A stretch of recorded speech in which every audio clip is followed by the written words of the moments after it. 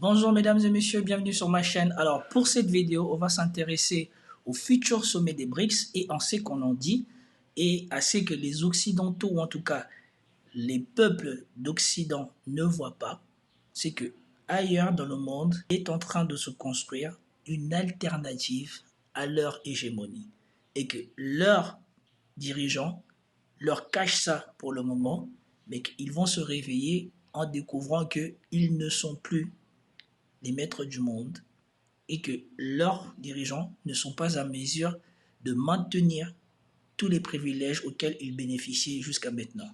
Commentez, likez, partagez pour me soutenir et soutenir la chaîne. Sans plus tarder, nous passons à la vidéo. Du 22 au 24 octobre, la Russie accueillera une vingtaine de dirigeants étrangers à l'occasion du sommet des BRICS. Ce sommet d'alliés et de partenaires doit démontrer sa puissance et l'échec des efforts que les Occidentaux ont déployés pour l'isoler depuis la guerre en Ukraine. Nous allons voir si la Russie est isolée ou non. Nous allons voir si il se crée ailleurs dans le monde un contre-modèle au modèle occidental qui a dominé le monde, je ne sais pas, depuis la chute du mur de Berlin. Le groupe des BRICS est la voie du Sud dans ces plateformes multilatérales où l'Occident domine. Le bloc est le seul à pouvoir vraiment nous sortir de cette situation. Si vous regardez le G20, l'Union africaine ou les autres plateformes ou associations, aucun ne peut sauver le Sud de l'ordre mondial actuel. Il n'y a que les BRICS qui ont une voix et une collaboration puissante.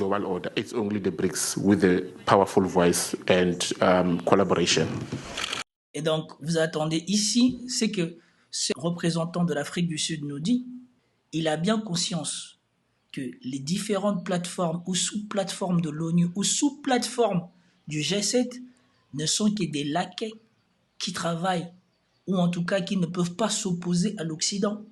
Et donc, il vous dit, le G7, l'Union africaine, et avec, bien sûr, regret, je suis obligé de l'accepter parce que l'Union africaine est principalement financée par l'Occident. Et donc, toutes ces plateformes-là, étant dépendants du financement des Occidentaux, ne peuvent pas contrebalancer l'influence ou la volonté des Occidentaux sur le monde.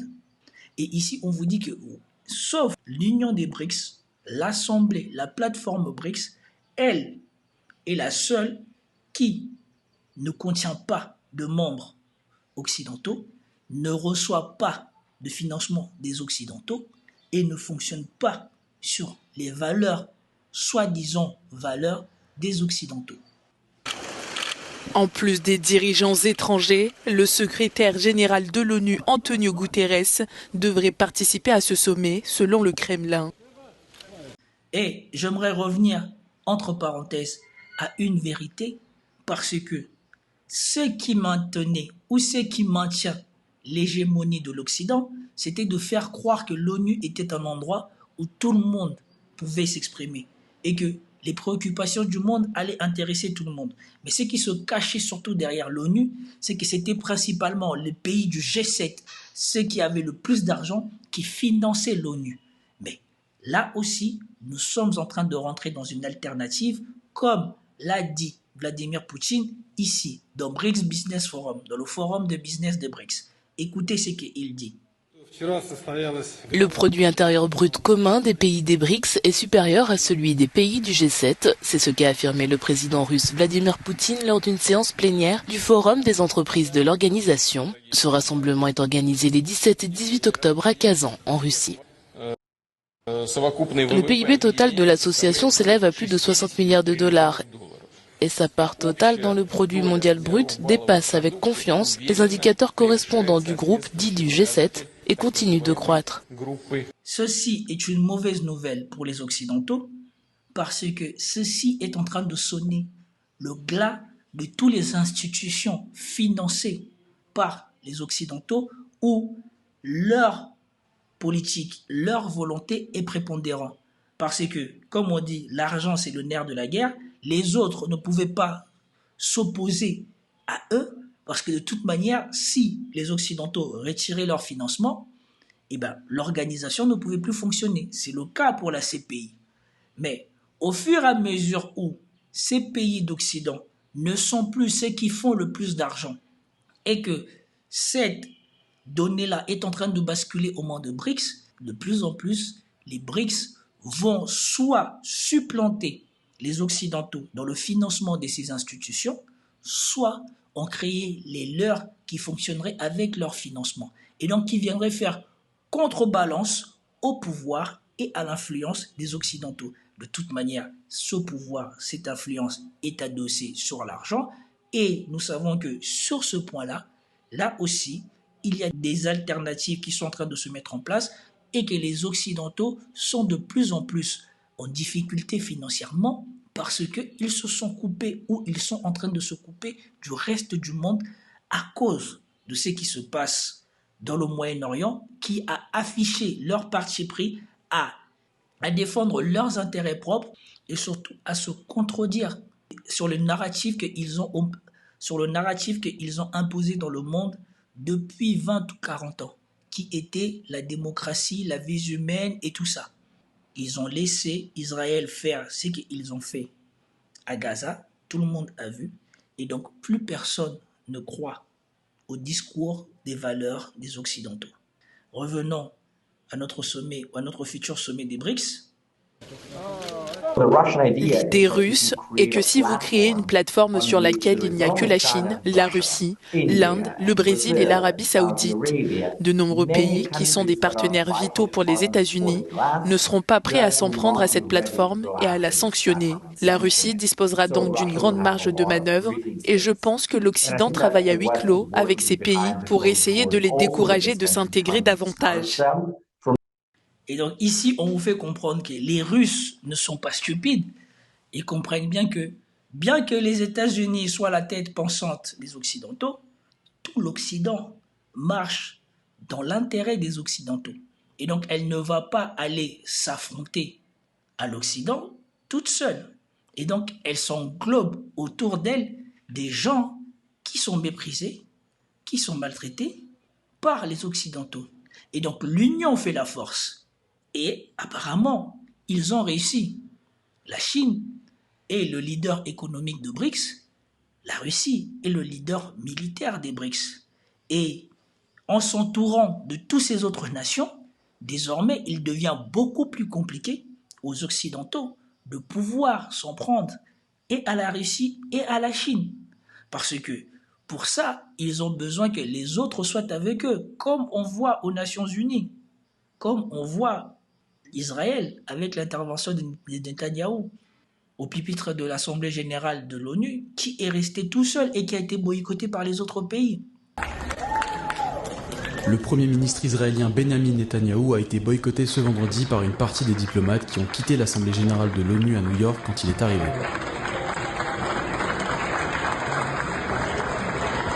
En réponse à ce boycott, certains de ses partisans présents dans la salle ont applaudi pour indiquer leur soutien au Premier ministre israélien. Et comme vous pouvez voir, les bancs de l'Assemblée générale sont largement vidés.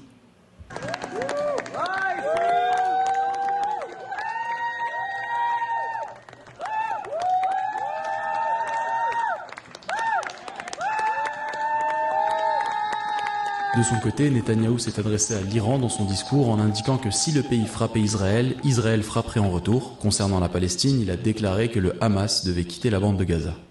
Donc petit à petit, la Russie, que les Occidentaux, à eux, je crois 20 États ou quelque chose comme ça, pensaient isolés, est en train elle-même de s'entourer de tout, est elle-même en train de s'entourer des pays du Sud qui veulent désormais voir autre chose et surtout travailler pour les intérêts de leur population et non pas les intérêts des multinationaux des Occidentaux. Et donc ici, cet intervenant souligne quelque chose d'important. Les Occidentaux travaillent en sous-main pour essayer d'empêcher ce qui est maintenant notable, l'influence montante de plus en plus grande des BRICS et surtout l'attraction de plus en plus grande de BRICS vers les autres pays que les Occidentaux méprisaient avant. Cette réunion intervient alors que Moscou gagne militairement du terrain en Ukraine et a forgé des alliances étroites avec les plus grands adversaires des États-Unis. Le pouvoir russe se flatte de l'événement diplomatique le plus important jamais organisé en Russie. Et c'est vrai, probablement que ça sera cela. Et aussi, c'est vrai que la Russie est en train de construire des alliances avec tous ceux que l'Occident avait méprisés avant. Et ça rappelle surtout l'une de mes vidéos les plus anciennes d'un ancien ambassadeur français qui disait qu'il y a quelque chose que nous ne rendons pas compte, c'est que pendant que nous continuons à penser que nous sommes je ne sais pas quoi, de l'autre côté, il y a un monde qui se construit sans nous. Ce sommet des BRICS sera la manifestation de cela, sera la manifestation de l'autre monde qui se forme sans les Occidentaux. Comme c'est décrit ici, les BRICS, un contrepoids à l'Occident. Si je ne me trompe pas, c'est bien ça le titre. Les BRICS, un contrepoids à l'ordre mondial. Écoutons. À l'orée du sommet des BRICS qui s'ouvre mardi à Kazan, les experts vantent l'expansion de l'organisation. Toute expansion donnerait la voix à ceux qui ne sont pas entendus, plus de voix pour ceux qui ont été laissés de côté dans le processus d'intégration. Donc, plus les BRICS vont s'étendre, plus les gens qui étaient laissés de côté par les Occidentaux, exploités, pourront eux aussi se faire entendre. Et donc, vous voyez, ça, c'est le côté optimiste que les gens voient par rapport aux BRICS. Bien évidemment, les choses ne vont pas se passer aussi facilement. Je ne pense pas que l'Occident va se laisser abattre aussi facilement, même si au sein de l'Occident, comme nous l'avons vu, certains n'hésitent pas à faire tomber leurs propres alliés, comme les États-Unis ont mis en péril l'avenir économique de l'Allemagne avec Nord Stream, mais bon. À l'origine, une union de 5 grandes économies émergentes, Brésil, Russie, Inde, Chine et Afrique du Sud. Les BRICS sont désormais portés à 10 nations avec les adhésions de l'Égypte, l'Éthiopie, l'Iran, de l'Arabie Saoudite et des Émirats Arabes Unis. Et donc c'est intéressant, de 5 ils sont passés à 10, et je ne sais pas si pour ce sommet, ils prévoient d'étendre encore plus ou d'intégrer encore d'autres pays. Je dirais que le plus grand intérêt pour les Émirats Arabes Unis de rejoindre les BRICS est peut-être de fournir plus de connexions et plus de points de rencontre dans le monde entier. Le moment est donc bien choisi pour que les Émirats Arabes Unis renforcent les BRICS et les rendent peut-être plus matures grâce à la présence d'un acteur international, je dirais même mondial. Bon, je pense qu'elle est contente que son pays ait rejoint les BRICS. Bon, c'est vrai que de ce côté-là, il y a de plus en plus des gens qui vont là-bas, et donc ça devient un pôle attractif du monde. Avant, nous avions forcément les États-Unis et l'Europe. Ben maintenant, on a des alternatives, puisqu'on a du côté de l'Asie, Pékin, Shanghai, maintenant le Moyen-Orient. Donc, vous voyez, il y a d'autres pôles qui sont en train de se créer dans le monde. Et petit à petit, nous verrons peut-être émerger d'autres pôles financiers comparés au fameux Wall Street que nous avons connu toute notre vie. Donc, comme vous pouvez le voir, je tenais absolument à faire cette vidéo pour montrer que contrairement aux Occidentaux qui avaient fait leur petit groupe, qui défendaient leurs intérêts, le G7, et qu'ils avaient fait semblant d'ouvrir le G7 au G20, et bien ici, nous avons une organisation qui n'a pas pour but de promouvoir les intérêts personnels des plus puissants, mais plutôt de travailler dans la globalité.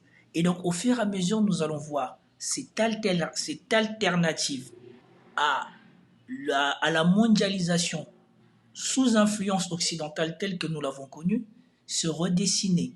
Et petit à petit, nous verrons peut-être ce que nous considérons aujourd'hui comme le début du déclin de l'Occident se concrétiser sous nos yeux. Et je voulais faire cette vidéo pour montrer au monde que même si les Occidentaux qui dominent les médias mainstream en ce moment ne mettent pas en avant le fait que le changement est en marche, eh ben, il suffit d'ouvrir les yeux pour se rendre compte que le train du changement est déjà en marche. Donc, c'était tout pour cette vidéo. J'espère que vous avez apprécié. Si vous avez apprécié, commentez, likez, partagez et je vous dis à plus tard. Peace out.